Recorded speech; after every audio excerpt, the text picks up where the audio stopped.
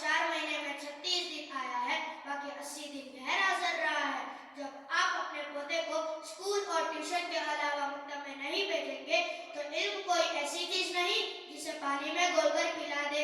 ऐसी बात है तो मौलाना साहब, मैं आपसे माफी चाहता हूँ। दरअसल मैं उस दिन पहले ही गाँव से आया हूँ, मुझे कुछ भी मालूम नहीं है, इसलिए मैं आपके पास चला आया। मैं गुस्ताखी के बदले माजरत चाहता हूँ। दादाजी, ये सब बच्चे पाबंदी से पढ़ने आते हैं, इनका हाल देखो। अभी मैं आपके सामने कुछ बच्चों से सवालात करता हूँ। जी मौलाना साहब, आपकी मेहरबानी होगी। बेटा, हमारे मदरसे का नाम क्या है और कितने टाइम चलता है? हमारे मकतब का नाम मकतब सैयदा सकीना है। हमारे मकतब में 3 टाइम मदरसा चलता है, सुबह 7:30 से 9:30, दोपहर में 2:30 से 4:30 तक और रात को मगरिब से इशा तक। आप दोयम कलिमा तर्जुमा के साथ सुनाओ।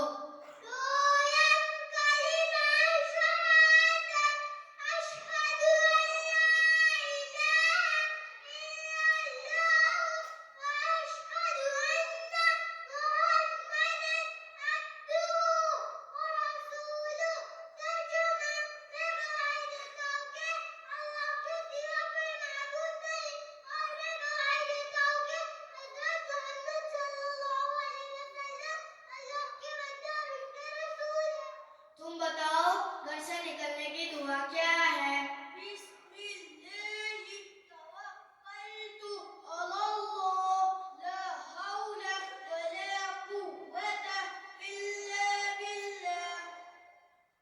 तुम वुज़ू के फर्ज बताओ। वुज़ू के 4 फर्ज है। नंबर 1, पेशानी के बालों से लेकर धूड़ी के नीचे तक, एक कान की लो से दूसरी कान की लो तक पूरा चेहरा धोना। नंबर 2, दोनों हाथ कोहनियों समेत धोना। नंबर 3, चौथाई सर का मशा करना। नंबर 4, दोनों पाँव टखनों समेत धोना। तुम स्वयं कलिमा सुना सकते हो?